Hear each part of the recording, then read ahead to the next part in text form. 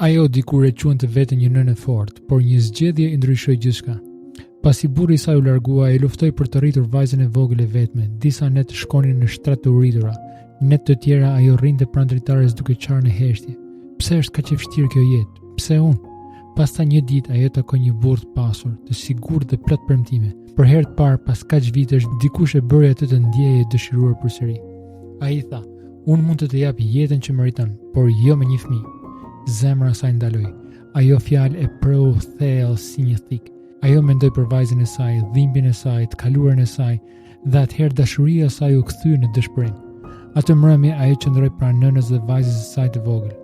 Lotët të rridhnin në fytyrë ndërsa përshpëriti. Që kur ajo hyri në jetën time, gjithçka u shkatërrua. Babai i saj më theu: "Tani unë meritoj të jem i lumtur." Zëri i nënës së saj u dridh. "Mos e bëj këtë, do të pendohesh një ditë." Por ajo nuk e dëgjoi. Ajo u largua duke lënë vajzën e saj duke bërtitur: "Mami, mos ik."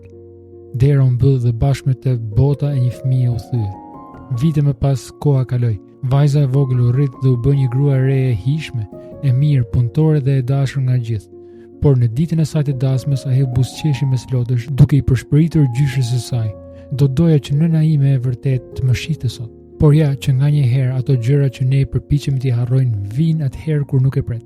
Teksa ajo doli me fustanin e saj të bardhë në portë, u shfaq një grua më e vjetër e dobët që dridhej duke mbajtur një dhuratë e vogël në dorë. Nëna e saj, turma heshti, vajza ngriu, gëzimi i saj u kthye në konfuzion, pastaj në dhimbje. "Kush të ftoi këtu?" pyeti ajo butësisht. Zëri duke u dridhur: "Si more vesh që po martohesh?" Nëna u gjunjëzua, lotët bini si shiu.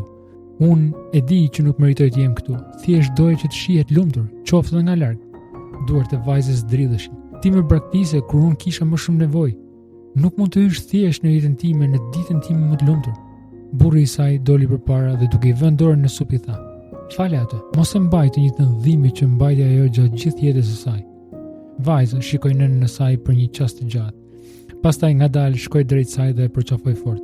Të dyja qanë, pa fjalë, vetëm lot. Sepse ndonjëherë plagët nuk shërohen, por falja mund t'i ndalojë ato nga gjakderdhja. Ndonjëherë ata që na lëndojnë më shumë tashmë po jetojnë në dënimin e tyre të quajtur pendim. A do ta falnit nëse kjo do të ishte nëna juaj? Më komento më poshtë.